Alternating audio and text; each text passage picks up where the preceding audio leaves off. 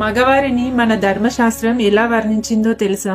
కార్యేషు యోగి కరణేషు దక్షః, రూపేచ కృష్ణః శమయాతు రామః, భోజేషు తృప్తః సుఖదుఃఖ మిత్రం, షట్కర్మ యుక్తః ఖలు ధర్మనాథః.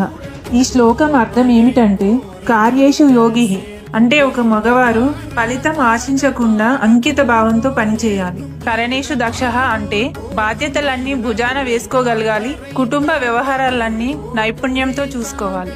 రూపేచ కృష్ణః అంటే కృష్ణుడిలాగా ఎప్పుడూ ఆనందంగా, సంతోషంగా, ఉత్సాహంగా ఉండాలి. క్షమయాతు రామః అంటే రాముడి లాంటి ఓపిక, క్షమాగుణం కలిగి ఉండాలి.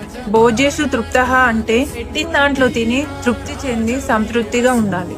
ఇంకా సుఖదుఃఖ మిత్రమా అంటే కష్టం వచ్చినప్పుడు కుంగిపోకుండా, సుఖం వచ్చినప్పుడు పొంగిపోకుండా రెండిటిని సమానంగా తీసుకోగలగాలి. షట్కర్మ యుక్తః ఖలు ధర్మనాథః అంటే ఈ 6 లక్షణాలు ఉన్నవారే ఒక మంచి కొడుకు అవ్వగలడు, ఒక మంచి తమ్ముడు అవ్వగలడు, ఒక మంచి అన్నవ్వగలడు, ఒక మంచి స్నేహితుడు అవ్వగలడు. ఇది ధర్మశాస్త్రం యుగ యుగాలుగా మనకు చెప్తూనే ఉంది. ఈ జనరేషన్ అబ్బాయిలకి ఈ విషయం తెలుసుకోవడం చాలా అవసరం.